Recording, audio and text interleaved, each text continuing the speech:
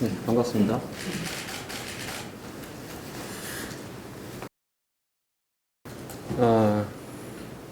대통령께서도 신년 기자회견 하실 때 본인은 마스크를 벗고 하시더라고요. 아마 좀 뜻이 잘 전달됐으면 하는 그런 취지라고 생각을 해서 저도 마스크를 좀 벗고 하겠습니다. 그 양해를 부탁드리겠습니다.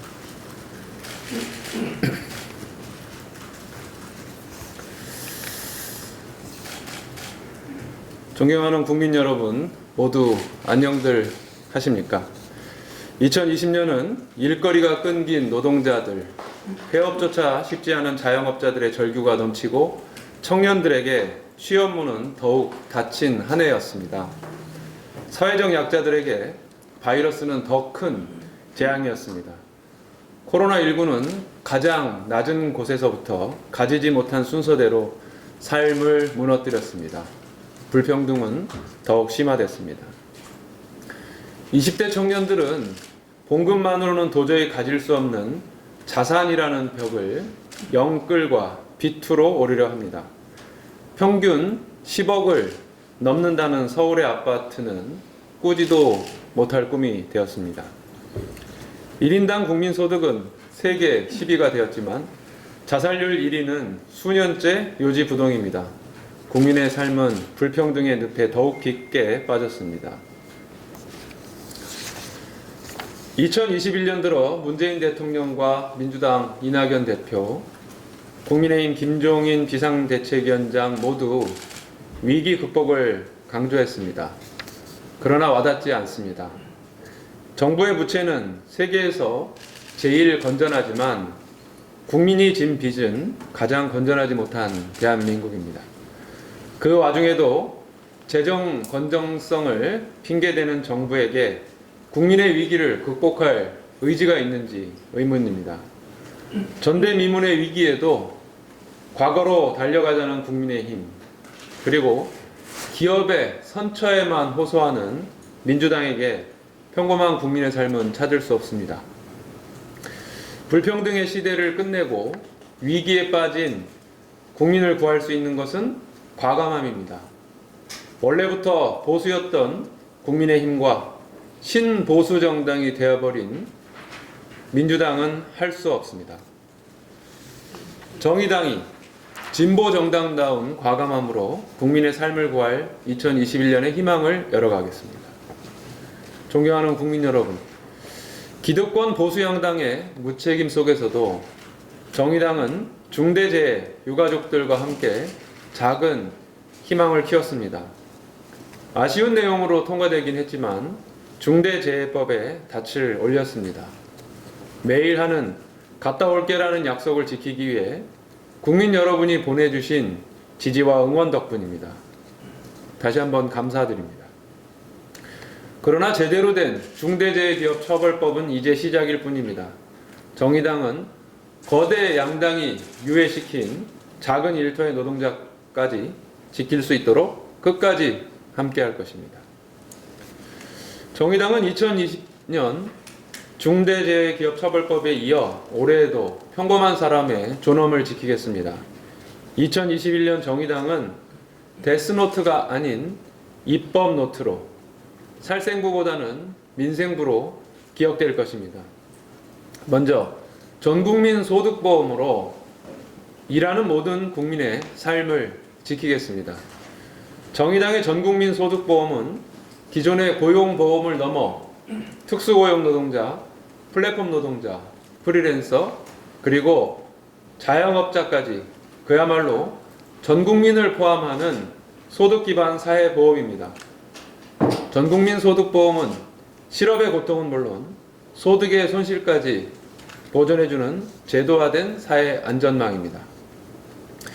정부가 추진하는 전국민 고용보험도 그 방향은 유사하지만 단계적으로 가입 대상을 넓히기 때문에 자영업자와 특수고용직, 프리랜서 등은 후순위로 밀리게 됩니다. 이러한 조치로는 코로나 이후 위기의 시대에 노동자와 자영업자의 삶을 보장할 수 없습니다. 정의당은 전국민 소득보험을 올해 안에 반드시 도입하여 위기를 극복하고 복지국가의 초석을 쌓겠습니다. 평등하고 정의로운 위기 극복은 지금 당장 실현되어야 합니다. 정의당은 장혜영 의원이 대표 발의한 특별재난연대세, 배진교 의원이 대표 발의한 포스탑 법안 등에 이어 코로나 극복 패키지 법안 발의를 준비 중입니다.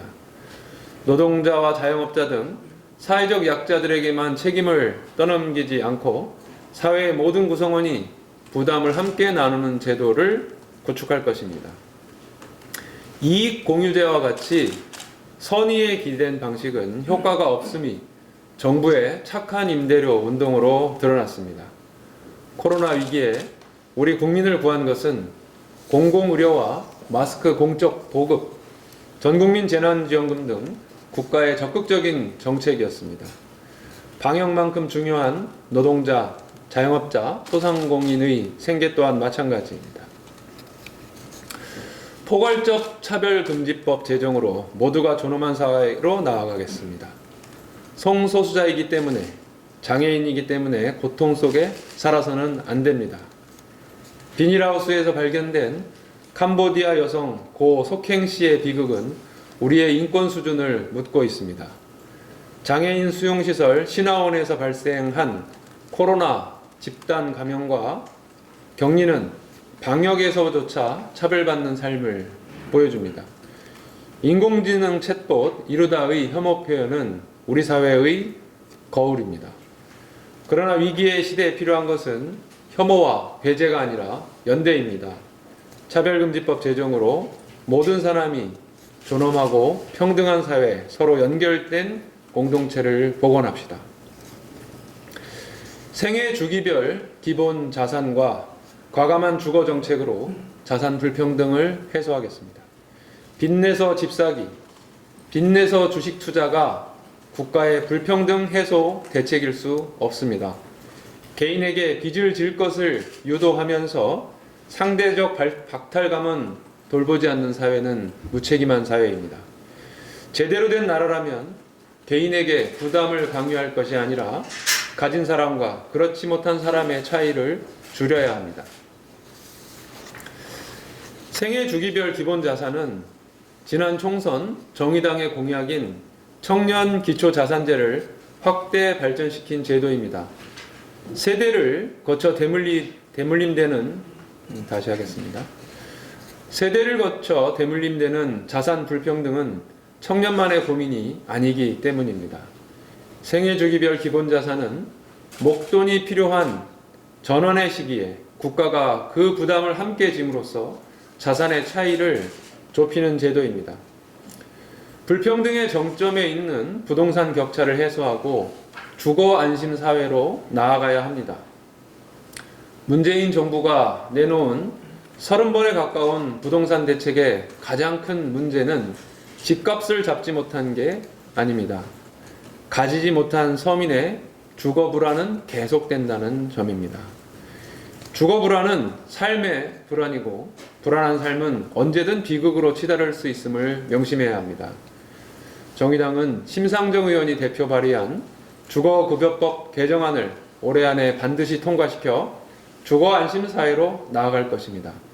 이 법안으로 부모님과 떨어져 사는 청년 가구와 중위소득 60%의 국민까지 주거급여를 받게 하겠습니다. 정의당은 자산 불평등의 시대를 넘어 주거 안심 사회로 국민과 함께 진입할 것입니다. 서울과 부산에서 불평등, 코로나, 기후 3대 위기를 극복하겠습니다. 이러한 정의당의 입법 노트는 4월의 재보궐선거에서 그 힘을 발휘할 것입니다. 정의당만의 과감한 정책을 통해 위기를 극복하고 미래를 준비하는 수권 정당의 능력을 서울과 부산의 재보궐선거에서 보여드리겠습니다. 민주당과 국민의힘 후보군을 살펴보십시오. 그들에게 서울과 부산 시민의 삶이 보이십니까? 특히 거대 양당의 서울시장 후보 대다수는 자신의 대선 욕망을 실현하기 위해 보궐선거를 징검다리로 삼을 뿐입니다. 그들이 쌓겠다는 다시 하겠습니다.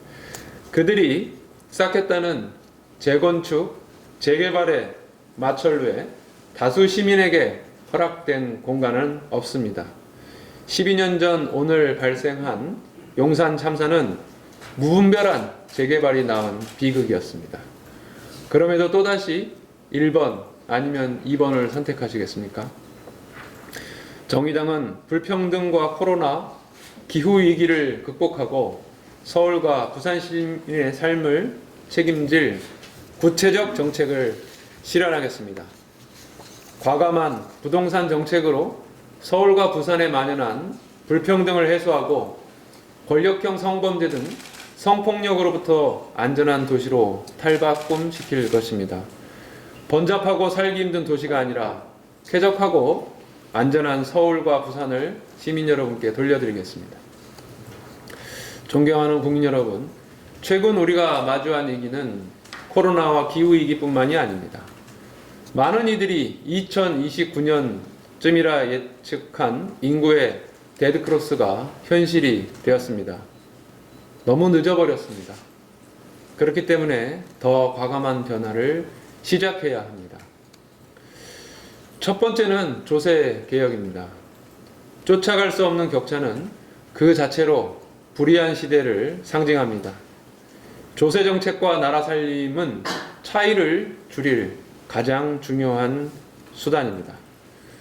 북유럽 복지국가 수준의 강력한 조세 개혁과 재정 확충으로 불평등을 해소해야 합니다. 평등한 사회가 국민에게는 곧 따뜻한 나라입니다. 두 번째는 연금 개혁입니다. 평생을 열심히 살아도 힘들고 불평등한 사회에서 은퇴한 이후만큼은 되도록 편하게 서로 비슷하게 살자는 것이 연금제도의 목적입니다. 연금 통합은 그러한 취지를 살릴 수 있는 중요한 방안입니다. 이와 함께 국민연금의 사각지대에 있는 노인들을 위해 기초연금을 더욱 강화해야 합니다. 그렇게 해야 좀 더 평등한 노후를 보장할 수 있습니다. 세 번째는 국토균형 발전입니다.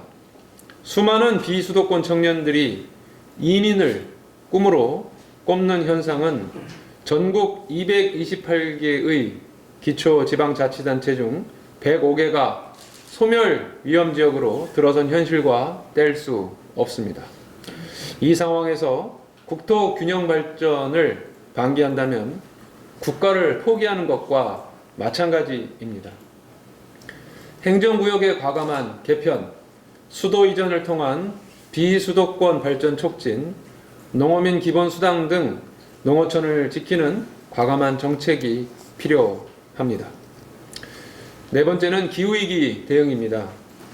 작년 여름 최장 기간의 장마와 태풍은 눈앞에 닥친 기후위기의 징후입니다. 당장 탄소 배출을 줄이고 재생에너지를 획기적으로 늘려야 한다는 신호입니다.